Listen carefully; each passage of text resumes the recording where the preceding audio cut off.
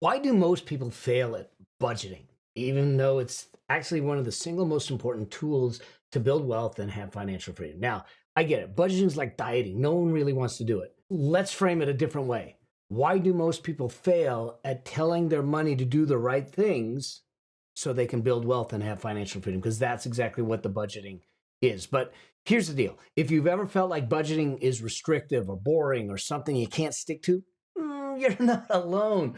Uh, that's the frustration that is exactly what's holding you back and most people back from achieving the financial independence and freedom you deserve. And so, in today's episode, I'm going to show you why most budgets fail. More importantly, how do you create what I call a cash resource plan that allows you to manage your money? It doesn't manage you, but actually helps you build wealth and live a life of choice. Budgeting. Oh no, he said the B word. Yeah, budgeting. Why is it such a negative thing and why do people not like it? When the fact is that it is essential for your wealth building journey and to make sure that you don't fail. So, here's the deal. We're going to tackle the common mistakes here and how you can succeed at budgeting because I get it. People look at budgeting like dieting and no one really wants to diet, and we see budgeting through the eyes of deprivation, and deprivation never gets you to wealth or living a rich life. So by the end of this video, you'll not only understand how to build what I call a cash resource plan, but you'll also walk away with the practical steps on how to implement it successfully. So let's start off with, why do most budgets fail? What is it? And the harsh truth is that most of them do fail, not because they're inherently bad. We start to blame the budget itself, but because people don't build them to succeed. We're not taught to do that. The fact is that Parkinson's law says just like work expands to fill the time available, your spending is going to expand to fit the money you have. And when you start to look at that, if you don't have a plan, your money will find a way to spend itself. Okay. And so having a plan in place allows you to know that the money that you have is doing the job it was meant to do to give you the life you're meant to have. All right. So what are the common reasons that they fail? First off is, I think that they're overly restrictive. When people think of budgeting, like I said, they think of deprivation. It isn't about deprivation. This becomes a mindset problem where you feel like I can't, and you focus on what you can't do versus what it is allowing you to do. So that the first thing is that if we make it overly restrictive, it doesn't allow you to breathe. The second thing is that often we don't think about accounting for real life. Budgets aren't just about fixing the expenses. They need to account for the unpredictable nature of life because life is going to happen. And any plan in a budget is a plan. Any plan isn't going to go as planned. It's just the nature of the plan. And so there is variable spending. And too often the budget itself is dogmatically restrictive and doesn't give that to you. And because of those two things of being overly restrictive and not accounting for real life, it creates this third element of why it fails, and that is guilt and shame. People often feel guilty about their spending because they're out of budget or they're out of alignment with it, and there's frustration, and ultimately they say, it's like having that cake. You're on a diet and you happen to have the cake and you go, and guilt and shame, you say, okay, and you throw it all out the door. And so what we need to do is first understand that when you build a budget right, or a cash resource plan, as I call it in my book, Building Your Money Machine, it is not about telling you what you can't do, but it's about creating a plan that gives you the permission to spend. It is not about restriction, but it's about permissiveness. It's really about having a plan for your money to work wisely for you. So what does it mean? I think that in the end, at the core, a cash resource plan or a budget is about intention. It's about deliberately giving your money a job description so that every dollar has a purpose, and that when that money knows what it's supposed to do, it will work for you and not against you. It's part of the subtitle of the book. How do you get your money to work harder for you than you did for it? Well, in order to do that, we got to tell the money exactly what to do and follow a process and a plan. Here's the other side of this. When you create this right and you take into consideration life, and I'm going to give you a process to do this, you actually create an environment of guilt-free spending. When you decide and you have built in there what we call the 3 joy points, at least 3 joy points we try to build in, the sustainable things that bring you joy. Because if all you're doing is budget, budget, budget, not spending, and restriction and judgment and angst and all that stuff, hell, no wonder it doesn't work. Okay? No one wants to live that way. So if we don't enjoy the journey to financial freedom, we will never enjoy the destination of financial freedom, let alone even get there. Okay. So I look at it and say, when you do this right and you build in your sustainable, the real visceral things that bring you joy, like my wife and I, a lot of it is travel. Okay. Sharing time, sharing travel, experiences, and all that stuff. That brings us sustainable joy. So it's part of the plan. It's part of the budget. Because if there's no joy in the journey, why are we doing the journey anyways? And so what it allows us to do is, because it's part of the plan, we can spend guilt-free. It's part of the plan. Whether it's, hey, I have a plan that I'm going to spend $200 on dinner. It's part of the plan. You don't have to come home and go, I spent $200 on dinner and I feel guilty. I feel ashamed. No. Whether it's a vacation, a dinner out, technology, something, clothes, a massage, if it is in your budget, if it's in your plan, you allow it to live and breathe without guilt, without shame. Okay? There's a stat. Northwestern Mutual looked at it and said, people who actually use a plan and a budget. It was one of the reasons that I build what I call money machine master plans, where I help my clients build a master plan of their finances, their investing. I have their assets, their income, their expenses. We build it all out. We know exactly what they're doing. We build, when does Social Security come in, if it is? What happens if the market goes up and down? We test it and stress it so they can see the probability of success. Northwestern Mutual says those that work with a budget or a plan are 1.5 times more likely to feel financially secure and confident. This is about giving you permission to live intentionally into the vision of the life that you want. All right. So let's talk about the tactical side. Let's talk about how do you break down this idea of what I call a cash resource plan or budget. So here's how I do it. I break expenses down into 5 types of expenses, 5 categories. The first is this. I figure out what my fixed expenses are. These are the regular monthly expenses that are predictable. They're things like rent, utilities, insurance, that most of the time they're set. I know utilities will go up and down, but rent, mortgage, insurance, there's a lot of those expenses that are fixed. Now, they're also fixed because we can't change them in a short period of time. They're going to exist over a period of time, so we need to account for them, because we have to be able to make sure that we're covering our fixed costs and then some, and it gives us the floor of the income that we need. And so I'll start with those fixed expenses and understand that. The second thing that I'll look at, and this is something that a lot of times will throw budgets or plans for a loop because we don't think about it, is what are the non-regular expenses that we know will happen, but they don't happen monthly? They happen once a year or twice a year. For instance, I just got our property tax bill. So in California, property taxes are due at the worst time of the year. In December, so right before the holidays, and in April, right before taxes, okay?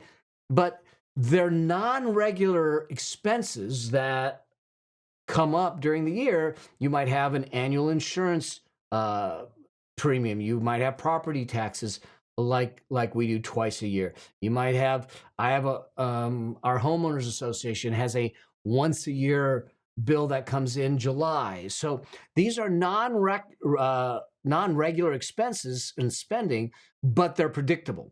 Okay. You might have a renewal of a subscription or things like that. So this is the thing that actually will throw many budgets into a whirl because they hadn't thought about it. So fixed expenses first, non-regular expenses second. This will allow you to potentially build impounding. So if I know that in 6 months my property tax is due and I have an idea of what the property tax is, if I can put money into a high yield savings account at 1/6 every month, then I'm going to be okay when the bill comes due. So those are the first two categories because I think these are the most critical that we have to get over first before we can look at the other ones. Okay, so fixed expenses, non-regular expenses. Then I move to what I call variable expenses. These are the monthly expenses that are not necessarily fixed. Groceries and gas and things will fluctuate on a monthly basis. So I look at the variable expenses. Those are the ones that we can typically have more control over in a short term. So now it doesn't mean that you can sit back and say, how do I, let's face it, groceries have gone up. Can I reduce my grocery bill? Yeah, but you're not going to reduce it to a point where you're not eating. Okay. Your variable expenses would include maybe eating out. You might reduce that if you need to reduce it. So variable expenses are those things that will move and fluctuate during the month. We want to then account for those. And then number 4 is what I call sinking funds. This is a savings account, typically a high yield savings account for some large future expense. This could be a wedding that you're going to do in 2 years, putting money aside for that wedding over that 2-year period. It could be an improvement on a home. It could be a down payment on a home. It could be a vacation. It could be a car. You're setting aside money each month in what I call a sinking fund, a separate high yield savings account to make sure that you have the money available to you when you need the money. So when I create the budget, I have all the fixed expenses, the irregular expenses I put in there, the variable expenses, and then I allocate my sinking fund expenses. So here's the thing, tactically. Let's say that you have a wedding, just to make it easy, in 2 years, and you want to have $24,000 available for the wedding, and you have 2 years to do it. So you have 24 months. That means the sinking fund should be funded to the tune of $1,000 a month. And by the time you get to the wedding, you'll have $24,000.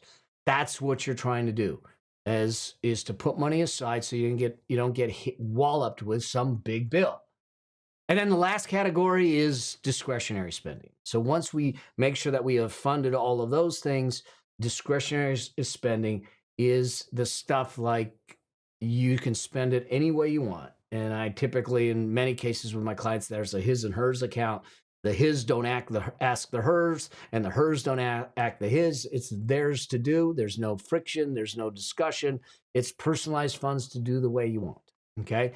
And we do that. Now, in here, I want to make sure that part of it is also investing. We follow the wealth priority ladder. It's in chapter 12 of my book. So part of the priority is your investing. And I actually look at it as a fixed expense. I want a certain amount of money, we say 20 to 25%.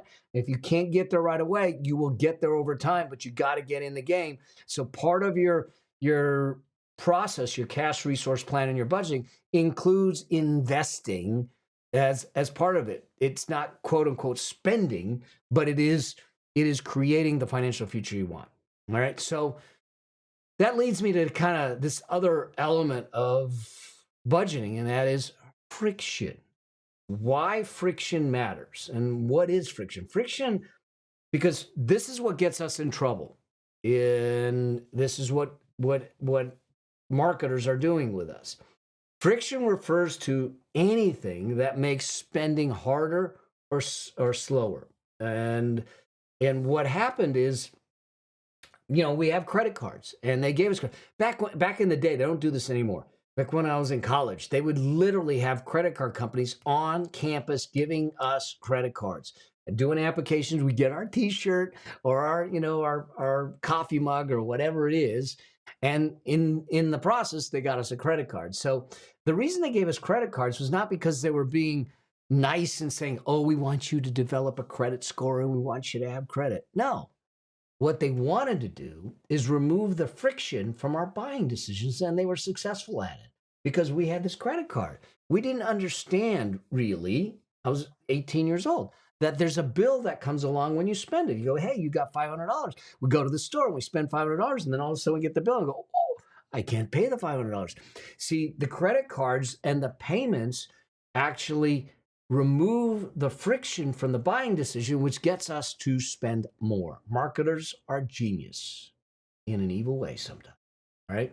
So what we want to do is in our spending, we want to add friction to the spending to eliminate the ease of buying and make it a little more difficult. So what that means is that I want to separate my accounts, in fact. So if I have money set aside for the wedding or for a vacation, put it out of sight, out of mind. Remove temptation, remove anticipation, remove comparison, remove all of that. So discretionary funds, all that stuff, put it in a separate account, out of sight, out of mind. It reduces the temptation to overspend. If you see it in the account, there's a chance to spend it. So we're not borrowing from another account.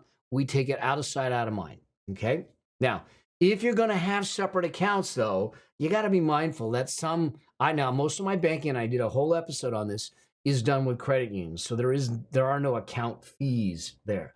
You have to be aware of fees. If all of a sudden you're going to create, a car sinking fund account, the wedding account, the vacation account, and the tax account, and you have all these accounts, and they want to charge you fees, that can eat away at your savings. And there are plenty of financial institutions, credit unions, and other entities that will create accounts for you without fees. And even some, like I think Ally does it and Capital One does it, where it's one account, but they'll create buckets within the account for you, and you can do that. But what it's doing is it's removing the temptation and building friction in the spending of it. And so setting up those accounts in a cost-effective way will help. So how do you make the budget itself successful? So first things first, I think we got to be realistic. Start with numbers that actually reflect your real life. And there isn't an ideal life. I know that there's percentages that people will give you, but I want you to be realistic about your life. Get aware of it, not in judgment, not in criticism, but rather be aware of it so we can adjust it to make sense, because you're going to start with the vision. If I was doing your Money Machine Master Plan, or even in the first part of the book, we're going to start with the vision of your life. What do you want it to look like? The kind of travel, the kind of family. What does that look like? What's the price tag of that? And that's the destination we're coming to. And so we want to be realistic to build a budget that's going to make that the reality. And so first, be realistic. If you spend $200 on dining out a month, then make sure it's in the budget. Don't kid yourself. Okay, don't pretend that it's going to all of a sudden magically be $50, because it's not. Okay? Now, you might get it there by being intentionally aware of your choices, but let's start with being realistic. Okay? Number 2 in here is adjust regularly. The budget isn't a set it and forget it, put it in stone and set it aside, but review it. Every month you sit back and say, I thought I could do this. And after the last 3 months, I seem to have been spending more on groceries than I budgeted for. Oh, okay. What's causing it? Can I change it? If I can't change it, then we have to adjust our budget.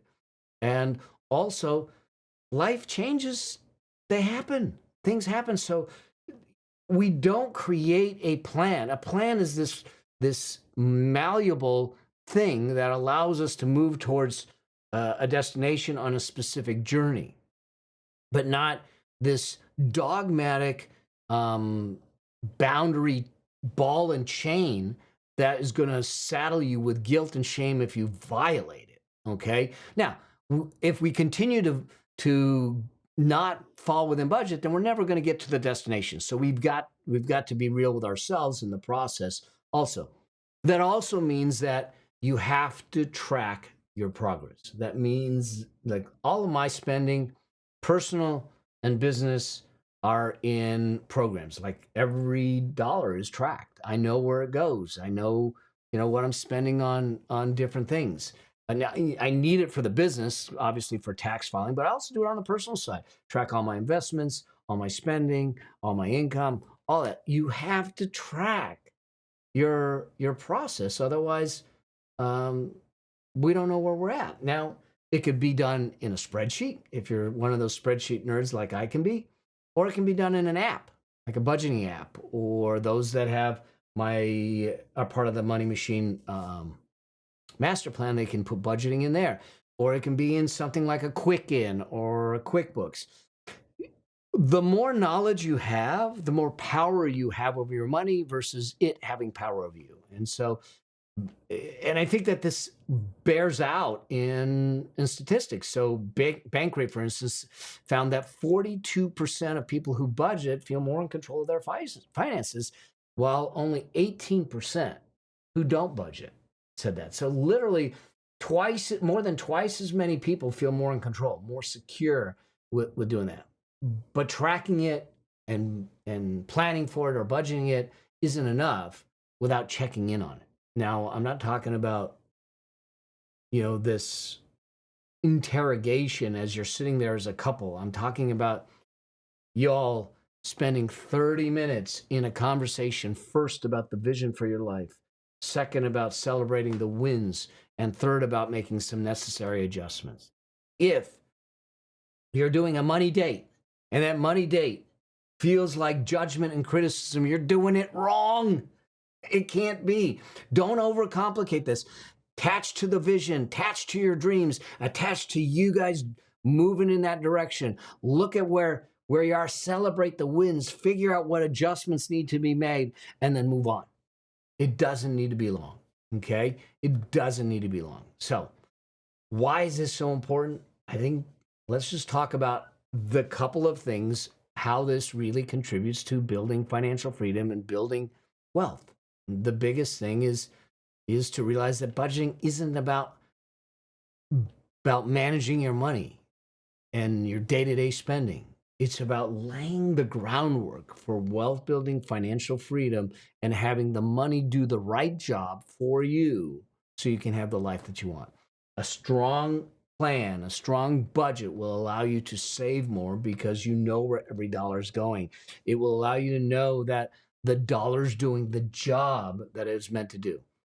2, it'll allow you to invest wisely because you're allocating more money to the right places, to assets and wealth building, because it's a line item in there.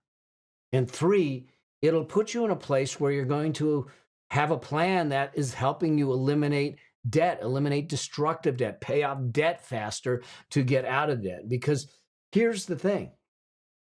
Financial freedom isn't about having millions. It's about having control over your time, your money, and your choices in life. And it starts with a plan. So whether you've been avoiding building some sort of budget or some plan because you think it's restricted, it's time to change that perspective. It's time to spend the time to create a cash resource plan. If you're not sure how to do it, spend a bit of time in my book, Building Your Money Machine. It gives you control. It gives you freedom. It allows you to build wealth. It puts you in the driver's seat. Start with just some small actions today. They'll become big actions tomorrow, and they'll put you well on the way to your path to financial freedom. So I'd love to hear from you. You let me know what you think, what you're going to do, what your next step is. If you're not subscribed to this channel, do me a favor. Make sure you're on this channel. I want to give you the tools, the tactics, the strategies that work. I got nothing to sell you. I'm not selling you investments. I'm not selling you insurance.